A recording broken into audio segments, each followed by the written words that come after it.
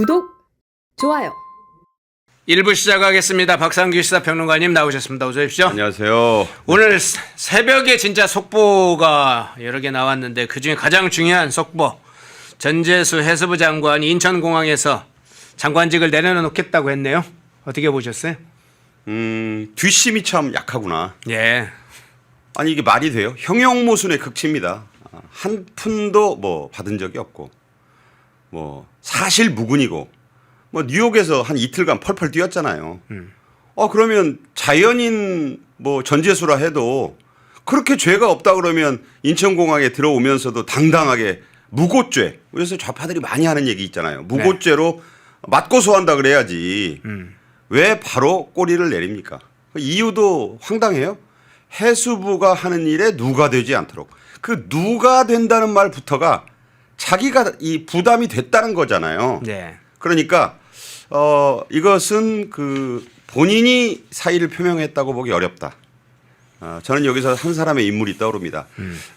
이재명 정권의 장관들 혹은 장관 후보자를 해결해 왔던 사람이 있죠. 김현지.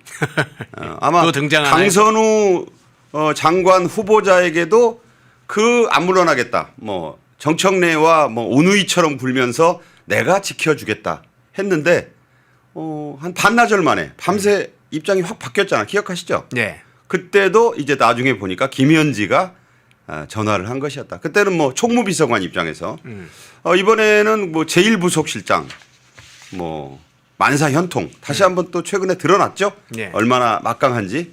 뭐 물론 이렇게 얘기하면 또 무고죄로 저를 뭐 어떻게 한다고 할지 모르나 제 추측입니다. 하나의 사슬 시퍼런 이재명 정권 그것에도 그 중에서도 차기 부산시장이 뭐 거의 뭐 나가는 건 확실시 돼 있던 해수부 장관 겸 삼선 의원에게 이제 그만 두셔야 되겠다라고 할 사람이 누가 있겠느냐. 이재명은 아니라고 보거든요.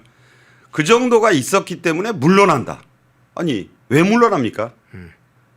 이 자체가 본인이 도저히 되돌이킬 수 없는 범죄 혐의의 피의자가 된 것임을 자인한 것이다. 이렇게 볼 수밖에 없습니다. 예. 자, 그런데 한 가지만 더 일단 좀 살펴보죠. 뒤에서 자세히 통일교 관련된 의혹들을 여러 가지를 살펴볼 테니까요. 이 전재수 장관은 지금 말씀하신 대로 좀 뭐 국제 행사가 있을 때 이틀 동안에 이 사건이 터질 때 본인은 이제 금품수속 뭐 그리고 통일교와도 이제 별 관계가 없는 것처럼 이야기를 하다가 금품수수 의혹을 집중적으로 부인을 했어요. 그런데 지금 언론에 이제 보도된 내용에 보니까 2018년도 부산 119에서 통일 주최 행사도 참여를 하고 한학재 총재와 와인도 마시고 뭐 사진도 찍었다 뭐 이런 것들이 확인이 됐다. 이런 거 이건 이제 명백한 증거 아닙니까? 통일교와 유착이 있었다는 것. 그것 자체는 부인하지 못하는 상황이 됐네요. 그러니까 이제 통일교가 밝힌 그 내부 문건, 이른바 한학자 특별 보고, 그 통일교의 총재에게 특별 보고를 한 그 내부 문건에 나온다는 거잖아요. 뭐 와인을 마시면서 찍었다는 사진이 부인하면 바로 공개할 겁니다. 통일교가 갖고 있을 테니까. 그런데 그보다 더 중요한 사실이 있어요. 뭐냐면 민중기 특검팀이 이렇게 밝혔다고 조선일보가 오늘 일면 톱으로 보도했어요. 무슨 내용이냐? 자, 내사 사건으로 분류를 해서 9일 날 경찰로 이 사건을 이첩했잖아요. 네네. 그러면서 전재수에게 적용한 혐의가 뇌물죄다. 같은 편인 민중기 특검팀의 관계자가 그렇게 밝혔다는 거예요. 뇌물죄. 이게 완전히 차원이 다른 범죄입니다. 왜냐하면 만약에 전재수가 2018년, 19년 그 시점도 지금 확실히 나온 건 없잖아요. 네네. 그런데 정치자금법을 적용하면 공소시효가 7년이에요. 그러니까 2018년으로부터 기산하면 2025년 말이 공소시효 만료입니다. 2025년 말이면 오늘이 11일이니까 얼마 안 남았어요. 한 20일 남았나요? 그럼 뭐 크리스마스다 뭐다 빼고 나면 실제로 경찰이 수사할 수 있는 기간은 그 공소시효에 따르면 얼마 안 돼요. 그래서 민중기 특검이 지난 8월에 이 사실을 윤영호 전 통일교 세계본부장으로부터 면담 조사를 통해 듣고 다 사실을 확인해 놓고도 넉 달간 뭉갠 이유가 뭐냐? 최소한 나중에 어쩔 수 없이 이 사건을 다른 타 수사기관에 이첩을 하더라도 수사기간을 짧게 주겠다. 뭐 이건 뭐 상식적인 얘기가 되는 거예요. 그래서 뭐 직무유기죄다, 정치적 중립 의무 위반이다 이런 얘기가 나오는 건데 지금 그 조선일보 보도에 따르면 특검팀, 민중기 특검팀 내부에서도 전재수는 자, 두 가지 점에서 그랬다는 거예요. 첫째, 이 금품 수수 시점이 명품시계 2점과 함께 받은 시점, 뭐 4천만 원이라고 액수까지 나오잖아요, 지금. 네네. 그런데 애매하다는 거야. 그렇다는 건 정치자금법은 비교적 시점이 명확해요. 뭐 수원회, 출판기념회 이런 거를 통해서 부당하게 받은 거를 정치자금법이라 그래요. 그런데 뇌물은 이상하게 받은 거를 뇌물이라 그래요. 우선 법적으로. 네네. 두 번째, 뇌물은 공소시효가 15년입니다. 네. 게다가 너무 상세하잖아요. 조금 있으면 이제 불가리니 까르띠에니 제품도 나올 판이에요. 예. 아니 통일교쯤 되는 데서 시계를 그 명품 시계를 2개를 주고 그 내부 보고 문건에는 전재수가 그 받아가면서 그랬다잖아요. 이런 걸 받아가도 되나 모르겠습니다. 그것의 대가성을 인지하고 있다는 얘기예요. 그거는 자기가 재선 당시 문재인 정권의 핵심인 뭐 해저터널의 출발지인 부산 의원이라는 이유로 그 시계를 받았다는 걸 자기가 아는 거예요. 그냥 장삼이사 의원한테 주겠어요, 통일교가? 그러면 그런 시계 줄 때 다 증거가 있어요. 불가리나 까르띠에는 쉽게 사는 시계가 아니에요. 그런 거 다 그거 일련 번호, 사진 다 찍어놨다고 봐야 돼요. 부인할 수가 없어요. 시계 2개 나오면 누구 생각나잖아요. 이제 이번에도 뭐 논두렁이라고 그럴 겁니까? 지금 뭐 한간에는요. 그 시계 어디다 버리는지 좀 가서 알았으면 기다렸으면 좋겠다. 농담까지 나와요. 부산 앞바다. 아빠 그런 거 시계 거기다 안 버립니다. 그래요? 그런데 예. 제 얘기는 뭐냐. 너무 구체적이고 상세하다. 예. 그 경위가. 에? 와인 마셨다. 뭐 와인을 마시면서 어떤 포즈로 마셨는지 사진이 있을 거예요. 너무 딱 떨어지니까 민중기 특검에서도 이건 뇌물죄다. 그러면 공소시효가 제가 계산해 보니까 2033년입니다. 네. 한참 남았어요. 네. 자, 이렇게 되다 보니 이재명 정권 내부에서 또 이재명도 야, 전재수 살리려다 다 죽겠는데 잘라내야 된다. 좌파들이 흔히 쓰는 용어 있잖아요. 육참 골단. 조국이 썼던 말 아닙니까? 자, 전재수를 지키려다가는 몸통이나 머리가 다 썩어서 죽게 생겼다. 네. 그러면 좀 안타깝지만 전재수 정도를 여기서 잘라내야 우리가 산다. 지금 제가 보기에는 부산시장 선거는 이렇게 되면 국민의힘에 헌납하는 분위기로 가지 않느냐. 물론 민주당이 후보를 또 내겠죠. 예. 그러나 부산 민심 어떡할 거예요. 그럼 부산시장 선거판에 악영향만 미칠까요? 국민들의 인식이라는 게 있잖아요. 지방선거판 자체가 일대 지각 변동을 받을 수밖에 없는 아주 악재 중에 악재가 된 것이기 때문에 전재수 보고 일단 장관직부터 내려놔라. 이렇게 사실상 경질을 한 것이다. 이렇게 봅니다. 예. 자, 전세 장관이 낙마하고 경질을 한 것과 관련해서 이제 지금 뇌물죄 적용이 되고 지금 한일 해저터널 이야기도 좀 해주셨는데 전재수 장관 못지않게 새로운 인물들이 좀 몇 사람이 거명이 됐습니다. 그 중에 뭐 친명계 쪽 인사들의 커넥션, 뭐 관계를 형성하는 데 주요한 역할을 했던 인물이다. 뭐 임종성이라는 인물도 등장하고 또 미래통합당의 김규환이라는 사람 등장하는데 임종성 전 의원에 대한 금품 수수 또 친명계 관련 이런 부분도 좀 상세하게 점점 나오기 시작했네요. 자, 임종성은 누구냐? 지금은 전직 의원이에요. 네. 7인회입니다. 7인회. 뭐 걸핏하면 7인회 같은 거 많잖아요. 7인회 멤버가 자, 일단 정성호. 그다음에 김남국, 김병욱 뭐 이렇게 등등 전직 현직 해서 7명인데 지금 문진석도 지난번에 있었습니다. 문진석도 있어요. 예. 예, 그렇습니다. 요즘 문진석도 있고 뭐 현역 의원만 지금 많습니다. 그런데 임종성은 잘 나갔던 인물이죠. 그래서 2017년에 이재명이 대선에 처음 출마했을 때 그때 뭉친 멤버 7인방을 7인회라고 그러는 거예요. 원조 찐 명이다. 그러니까 김종성 가운데 있어요. 잘 나갔던 인물이기 때문에 임종성에게도 돈을 줬다. 지금 나오는 액수는 3천만 원 정도입니다. 명품 시계는 안 줬대요. 안 준 것 같아요. 그러니까 이제 전재수가 얼마나 잘 통일교 측에서는 모셔야 될 사람인지 액수도 1,000만 원 올리고 명품 시계도 2개 준 걸로 일단 드러난 게 그래요. 그럼 임종성은 왜 그랬느냐? 당시 문재인 정부 때에 잘 나갔기 때문에 예.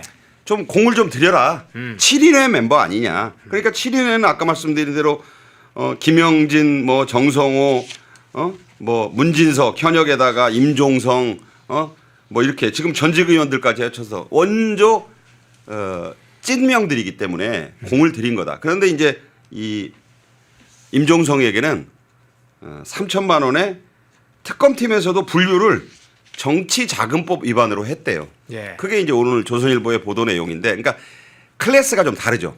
전재수는 뇌물죄, 자기들끼리도 분류를 그렇게 해서 적용했고, 임종성은 정치자금법 위반. 저건 이제 임종성의 혐의는 말씀드린 대로 이제 수수 시점에 따라 다르겠지만 공소시효가 7년입니다. 그러니까 올해 아니면 내년이고, 그 미래통합당은 이제 당시에는 그 당이 달랐잖아요. 예. 그러니까 이제 저런 걸 염두에 두고 이재명이 어제 국무회의에서 여야 지위 고하를 막론하고 라고 이제 그 수사를 엄격히 해라 이렇게 얘기했는데, 이제 조금 이따 뭐 말씀하실지 모르겠지만 여기에 또 전혀 새로운 등장인물들이 나와요. 예. 정동영 이름이 나오고 그렇죠. 또 이종석 이름이 나와요. 그렇죠. 국정원장. 예. 아주 뭐 거물들 이름이 나옵니다. 그러니까 지금 합쳐서 5명의 이름이 나오는데 정동영은 뭐 지금 오늘 입장을 내가 밝히겠다. 그러나 뭐 전혀 문제가 없는 거니까 뭐 내 발표를 기다려달라 이렇게 얘기했고, 뭐 이종석은 한 번 만난 걸 또 시인을 하더라고요. 아, 그건 인정했어요. 네, 조금 이따 이제 얘기를 예. 물어보시겠지만, 예. 그러니까 이게 뭐야? 판도라가 지금 열리고 있어요. 예, 네네. 한동훈 전 국민의힘 대표가 그랬잖아요. 그 용어가 아주 그 표현이 재밌습니다. 통일교 게이트. 이제 게이트가 됐다라고 평가하는 거예요. 예. 그 정도의 인물들이 나오면 이것만으로도 저는 게이트라고 저도 생각을 해요. 자, 통일교 게이트, 워터게이트 게이트하고 비슷하죠? 그 게이트. 이재명 할애비가 와도 못 막는 지경이 됐다. 자, 제가 쓴 표현 아닙니다. 한동훈 전 대표가 그렇게까지 표현을 했다는 것은 등장인물들이 이제 스타급들이 지금 나오고 있어요. 뭐 줄줄이 뭐 이제 해명들을 하고 있는데, 자, 1호인 전재수가 장관직을 내놨어요. 아니라고 하겠죠. 나올 때까지는 뭐 유명한 야구의 그 속담이 있잖아요. 끝날 때까지는 끝난 게 아니야.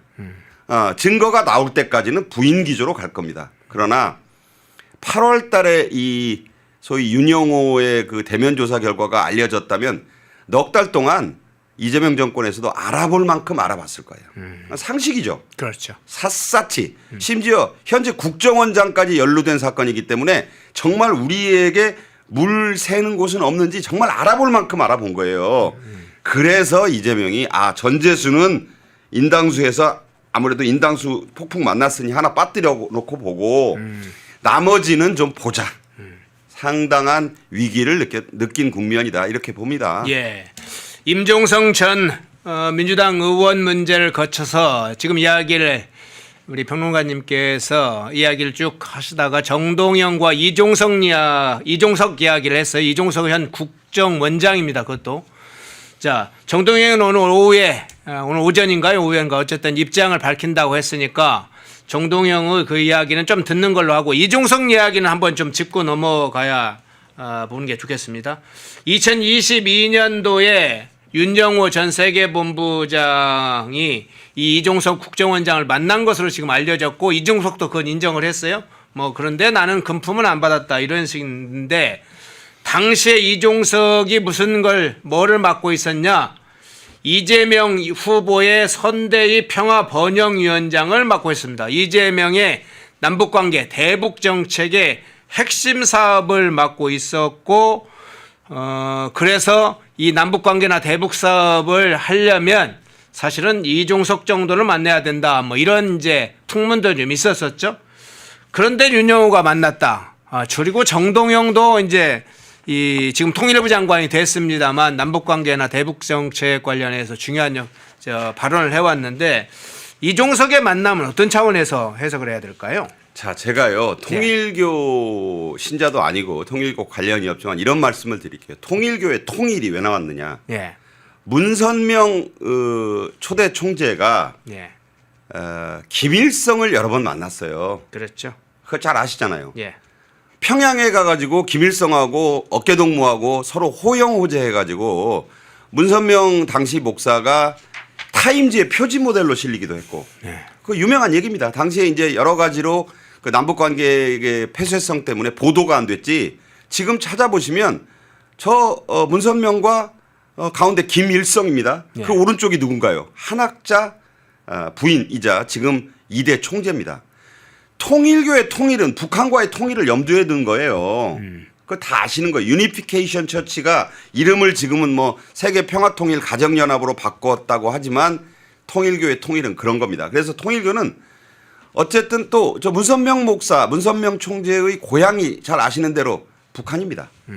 그 귀거래사, 고향에 대한 그리움까지 있어서 김일성과 여러 번 만난 사람이에요. 예. 그래서 세계적인 인물이 돼서도 그게 유명합니다. 예. 따라서 통일교의 이 여러 가지 정책 중에 그 어떤 종교적인 목표 중에 하나가 남북 통일이에요. 그러니까 통일에 대한 역점적인 여러 교시가 있습니다.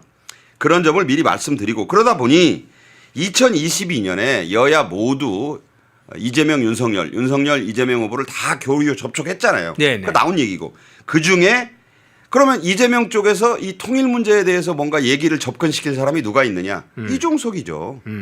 이종석이 말씀하신 대로 선대위, 이재명 선대위 평화번영위원장. 이 평화번영위원장이 말은 아주 뭐 수식어가 화려한데 결국 남북통일 관련된 위원회인 거예요. 네. 그게 만나자. 그래서 한 사람 끼고 만났다는 거예요. 왜 굳이 그러면 이종석은 지인을 통해 면담을 요청해 왔길래 지인 대동아의 세종연구소 연구실에서 만났다. 왜 그랬을까요? 나 돈 안 받았다는 거예요. 만나기는 했다. 그런데 지인이 있는 자리였으니까 그 사람 불러서 물어봐라. 삼자 회동을 했기 때문에 윤영호와 그렇게 뭐 만나서 통일 문제에 대한 여러 가지 통일교 측과 이재명 후보 측과의 그런 교류 부분을 얘기할 수는 있었을지 몰라도 돈은 안 받았다는 얘기를 지금 강조하고 있는 것이다. 저는 그렇게 보고 그 뒤로는 뭐 어떤 접촉이나 교류도 안 했다. 지금 이렇게 얘기하는 것은 자 이게 부인만 해서 될 일은 아니다. 그러니까 이종석도 돈을 안 받았고 뭐 이런 배경이 있어서 그냥 통일 문제 얘기하자 그래서 3년 전 대선 국면에 만난 건데 그게 뭐 죄가 되나요?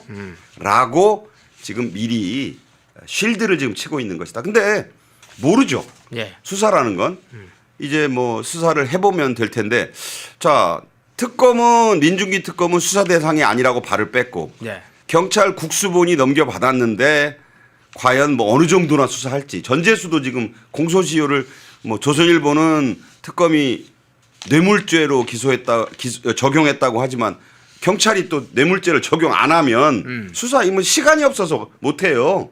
뭐 이런 여러 가지 딜레마에 있는 것이다. 정동영 관련된 거는 본인이 어젯밤부터 이름이 나오자 뭐 미리 준비했다는 듯이 아이 전혀 걱정하지 마라. 나는 아무 문제가 없는 사람이야 라고 지금 호언장담을 하고 있는데 내용을 보시고 또 그 내용만 믿어서는 또 안 될 수도 있잖아요. 예. 어디서 뭐가 불거집니까? 지금 판이 상당히 커져 있다. 이 말씀을 드립니다. 예. 자, 이종석, 정동영 문제를 거쳐가고 있습니다. 아직 이제 추가적인 사항들이 좀 더 구체적인 사항들이 추가로 이제 나오면 또 국면이 바뀌겠죠. 윤영호 본부장이 이 이종석을 찾아가서 그 이재명의 핵심적인 이 대북 사업, 통일 사업을 담당하는 책임자를 만나면서 빈손으로 갔을까? 빈손으로 가서 한번 그냥 차 한잔 마시고 왔을까 한번 생각해보죠. 돈 이 쪼개기 우원이 광범위하게 이루어졌는데 대북의 핵심 관계자를 만났는데 빈손으로 갔을까. 자, 그런데 또 다른 인물들이 지금 나오기 시작했습니다. 그 일부 언론에서는 이 사람이 이름이 거명이 되자 이재명이 엄정 수사를 촉구하는 상황이 됐다 이렇게 연결해서 부르기도 하는데요. 그 이름 정진상입니다. 정진상이란 이름이 거명이 되기 시작했어요. 정진상과 관련해서 이 통일교책에서 하나 라인을 만들기 위해서 굉장히 노력했다 이런 얘기 나오죠. 그런데 동시에 이 문제도 같이 이야기를 좀 해보겠습니다. 정진상 문제와 함께 송원석 어제 이제 송원석 원내대표 국민의힘 원내대표가 이재명이 통일교 한학자 총재를 직접 만났는지 이 문제를 묻듯이 따지듯이 새로운 정치적 쟁점을 지금 제기를 했어요. 송원석 원내대표가 이렇게 얘기했어요. 이재명 대통령은 한학자 이 통일교 총재를 예방해 큰 절을 올린 적이 있느냐 이렇게 물었습니다. 총재를 한학자 지금 통일교 총재를 예방해서 큰 절을 한 적이 있느냐 이렇게 물었어요. 이 상황 일단 어떻게 해석을 하십니까? 일단 뭐 국민의힘의 원내대표로서 네. 정치적인 공격을 한 것이다. 예. 예방이라든가 큰절이라든가 하는 것은 확인된 바는 없죠. 예. 굳이 방문이란 말을 안 쓰고 예방이라고 하잖아요. 예를 갖춰서 아랫사람이 윗사람을 만난다, 뵙는다. 이게 예방의 뜻이에요. 그 용어 자체에 정치적 공격의 의미를 담고 있죠. 현직 대통령에게 아니 지금 구속 기소시켜가지고 재판하고 있는 그 한학자란 종교 지도자를 찾아뵙고 큰 절을 올렸어요? 예. 라고 묻는 거잖아요. 예. 그런데 예방을 했는지 또 큰 절을 했는지는 확인은 안 됐다. 먼저 이 점은 말씀드리면서 그럼 뭐 송원석 원내대표가 왜 정치적으로만 공격을 한 것이냐? 안 그래요. 뭐 근거가 있어요. 보니까 보도가 됐는데 그러니까 2022년 대선 전에 어떤 측근을 통해서 중간에 사람을 넣어가지고 연락이 왔다는 거예요. 예. 그러니까 준비가 됐다. 당시 이재명 후보가 한학자 총재를 좀 만날 준비가 돼 있으니 가도 되겠느냐라는 식의 그 의사타진이 있었다. 그거는 팩트라고 지금 보도를 했어요. 예. 다만 이제 그게 그걸 가지고 송원석 대표가 이제 공격을 한 거예요. 그렇게 의사표시를 했다면 뭐 은밀히라도 가서 만나고 그럼 만난 걸 자기는 이제 예방이라고 본 거고 통일교의 도움을 그때 이제 당선되려고 받아야 됐을 테니까 그리고 뭐 거기에서 만난 자리에서 무슨 얘기가 오갔느냐. 그렇다면 그 자리에서 통일교의 교세와 신도들의 도움을 득표에 얻기 위해서 뭐 부탁을 하면서 큰절을 한 건 아니야? 아닙니까? 라고 물었다는 것이죠. 그렇다는 것에 대해서 지금 이재명 대통령실이 이런 방구 여기에 대한 대응을 하지 않고 있어요. 왜냐하면 무대응이 지금은 맞다라고 생각하는 것 같아요. 왜냐하면 자 예방을 했느니 큰절을 했느니에 대해서 화를 내면 더 이상하잖아요. 아니, 지금 아니라고는 생각해요. 이걸 화가 부글부글 끓어서 이걸 단칼에 지금 치고 싶은데 또 이런 국면에서 아니다. 이거는 뭐 대통령에 대한 명예훼손이고 뭐 모독이다. 뭐 이렇게 만약 세게 나가면 송원석 원내대표의 발언을 인정해 주는 꼴이 될 수도 있다라고 생각하는 것 같아요. 그래서 일단은 무시기조입니다. 너는 떠들어라. 우리는 일절 대답하지 않겠다. 그런데 아까 말씀드린 대로 그런 팩트는 있었다는 거예요. 그러니까 통화 녹취록에 나온다는 거예요. 이재명 후보가 찾아가고 싶어 한다. 그 뜻을 전해줄 수 있느냐. 이런 취지의 발언이 그 녹취록에 나오니까 그걸 가지고 송원석 원내대표의 그 발언이 의문문이잖아요. 예, 네. 예방했습니까? 큰절을 했습니까? 이런 식으로 공격을 하는 건데 이에 대해서 지금 대통령실의 반응이 묵묵부답이라는 점에 상당한 의미가 좀 있지 않느냐. 이 사건은 좀 더 추가적인 무슨 제보나 폭로가 있으면 진전이 될 것이지만 일단 다른 것도 지금 대응할 게 많잖아요. 전재수부터 시작해서. 그런데 이제 대통령에게 직접 이재명에게 칼끝이 겨눠진 것에 대해서까지 반응을 하면 이 판을 더 키워주게 된다.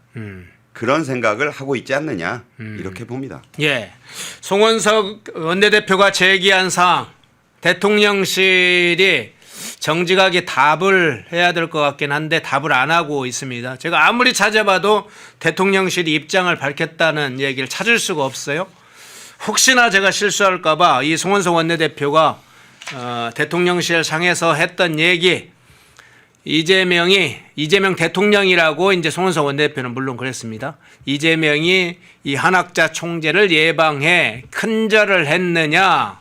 아주 중대한 직접적으로 이 중대한 사안을 왜 대통령실이 침묵합니까? 왜 이재명이 침묵해요? 국무회의 때도 한마디 하시고 대통령실도 한마디 하셔야죠. 그런데 박 평론가님 말씀대로 이거 건드렸다가는 추가적인 이야기들이 계속 회자되는 것을 두려워하는 건가요? 아니면 숨기는 게 또 있는 것인가요? 말 못할 사정까지 또 있는 것인가요? 그건 한번 상황을 조금 더 지켜보면 추가적인 사항들은 또 확인이 되겠죠. 그런데 한 가지만 더 이 사안 지켜보겠습니다. 아까 친명계 관련된 7인의 이야기하면서 임종석 전 의원을 이야기를 하셨는데 정진상 얘기가 계속 이제 회자되기 시작했습니다. 이 부분도 이 대통령이 어떤 결단하는 데는 굉장히 중요할 것 같은데 시작할 때 김현지 이야기로 시작을 했습니다. 전재수 이 사임 경질 문제와 관련할 때 김현지 이야기를 하셨는데 뭐 그게 본인의 왼손이든 오른손이든 측근 중에 최측근 중에 하나라고 스스로 인정했던 정진상 얘기가 나오면서 이재명의 고심도 상당히 깊어질 것이라는 생각도 드는데 그 부분은 어떻게 보세요? 소위 영린을 하는 거죠. 그 부분은. 그러니까 이제 다른 사람 지금 논의된 뭐 전재수 무슨 이종석 정동영 뭐 임종석은 물론이고 이 정도는 잘라낼 수 있다고 보는 거예요. 이재명은. 저는 그렇게 봐요. 그런데 건드리면 막 펄펄 뛰는 데가 이 버튼이 두 개가 있죠. 하나는 김현지고 하나는 정진상인 거예요. 더욱이 정진상은 얼굴 없는 실세로 알려져 가지고 지금 오른쪽에 나온 저 사진도요. 저거 딱 한 장 언론이 어떻게 어렵사리 찾아낸 사진이라 지금 모습이 아닙니다. 저것도 확대해 놓으니까 좀 더 흐릿하게 보이는 저 사진 하나밖에 공개된 사진이 없다는 베일에 쌓인 인물이에요. 당 대표실 정무조정실장 별거 아니에요 직급은. 그런데 산천초목을 떨게 하는 사람이잖아요. 자, 이 녹취록에 처음에 등장했을 때 뭐라고 나왔느냐. 윤영호 녹취록에 성남 시절에 측근 A씨에게 두 군데를 통해 선을 대려고 했다. 이 얘기가 나와요. 자, 성남 시절의 측근이라고 여러분들이 들으셨을 때 누가 생각납니까? 남준일까요? 김용일까요? 아니에요. 그렇죠. 딱 두 사람밖에 생각이 안 났을 거예요. 또 김현지야? 이 질문 하나와 정진상인가? 이 두 질문밖에 없는 거 아닌가요? 그러네요. 그런데 김현지는 지워졌고 정진상이라고 언론이 보도를 그제부터 하기 시작했어요. 아시잖아요. 그러니까 정진상이라는 이름이 나오니까 좌시할 수 없는 소위 말해서 이 철선을 건드린 거예요. 크레모와 철선을. 그래서 막은 거예요. 자, 보세요. 30년의 인연이에요. 변호사 때, 동네 변호사 때 사무장, 성남시장 때 정책실장, 경기지사 때도 정책실장. 말이 정책실장이지. 그냥 2인자입니다. 민주당 대선 후보 시절에 비서실 부실장. 저 부실장이 무서운 거예요. 실장은 김여정도요. 부부장이에요. 근데 김여정을 거느리고 있는 부장 이름이 뭐 중요합니까? 자, 부실장. 민주당 대표 정무조정실장. 뭐 하는 사람인지도 모르는데 얼굴은 본 사람이 없다고 하는데 최고 실세라고들 하지. 자, 정진상에게 윤영호 전 본부장도 선을 대려고 시도했었다. 자, 거기까지만 녹취록에 나와요. 그런데 자, 윤영호가 어제 결심 공판에서 한마디도 안 했죠? 그러네요. 최후 진술을 통해서 뭔가 민주당 정치인들 실명이 나올 것처럼 이야기를 했는데 이야기 입을 닫았습니다. 자, 두 가지로 봐요. 하나는 이재명이 일주일 간격으로 종교단체 해산을 얘기하잖아요. 총일교라고는 안 했어요. 그런데 뭐 정치에 조금이라도 관심을 가진 사람은 이게 통일교 해산을 말하는 거구나 하는 거 다 알았잖아요. 자, 통일교를 없애버릴 거야. 과거에 전두환 전 대통령이 그 모임에 재벌들 모임에 좀 늦었다고 국제그룹을 날렸잖아요. 그거 기억하십니까? 세계 순위 7위의 그룹이 날아갔어요. 최고 통수권자 말 한마디에 해체가 됐죠. 해체의 트라우마예요. 뭐 법제처장 조원철에게 뭐 알아보라 그랬더니 민법 38조밖에는 의율이 안 됩니다. 어쩌고 해서 또 호통을 치잖아요. 아, 좀 단단히 알아보라고 그런 식으로 말한 거 아닙니까? 네. 그게 왜 그랬을까? 그 다음 날, 두 번째 발언 다음 날이 윤영호 결심 공판이에요. 세 글자가 생각나죠? 입틀막. 너 내일 지금까지 보도된 거 이 말고 또 실명을 함부로 거론했다가는 뭐 온전치 못할 것이다. 너뿐만 아니라 자, 이게 입틀막이라는 주장은 이미 언론계뿐만 아니라 국민의힘에서도 자, 대통령이 나서서 입틀막을 했다. 이런 주장들을 하고 있잖아요. 그렇죠. 자, 두 번째. 예. 윤영호가 전략적 판단을 한 거예요. 어차피 재판 결심 끝나는 게 아니잖아요. 그렇죠. 선고해야죠. 1월 28일 내년에. 자, 1심 선고량 보고 자기에게 구형 검찰이 4년 때렸는데 자, 이게 만약에 그 형량대로 나오거나 자기가 불만스러우면 자기도 카드가 있어야 될 거 아니에요. 어제 카드가 다 써버리면 전략적으로 좀 숨겼다. 그 왜 얘기를 안 했냐. 입틀막 당한 부분도 있고 아마 한학자 총재 측에서 말하라고 했을 거예요. 고통스럽잖아요, 지금. 그런데 뭐 지금 윤영호 씨의 최후 진술을 보면 아, 내가 모든 걸 바친 교단이 나를 좀 저버리는 것 같다. 그런 회한스러운 말도 좀 하면서 이 말을 입국 다 했어요. 이건 전략이라고 봐요, 저는. 그러니까 한학자 총재를 향해서도 또 이재명 정권을 향해서도 내가 아는데 내가 정말 일부러 이번 좀 한번 입을 한번 닫아보겠어. 자, 그러면 자, 1월 28일에 선고 공판, 2심, 3심 자기가 이 카드라는 게 여러분 잘 아시지만 낭중지추란 말도 있고 카드는 쓰면 카드가 아닙니다. 칼은 칼집에 넣어놨을 때 무서운 거예요. 그걸 꺼내는 순간 별 무기가 안 돼요.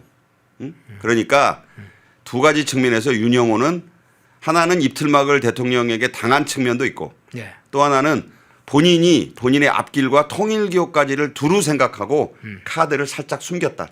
그래서 통일교 게이트는 이제 시작이다. 아, 그러네요. 이렇게 분석할 수 있습니다. 예, 마지막 정리 말씀을 다 해주셨네요. 카드를 숨겼다, 윤영호가.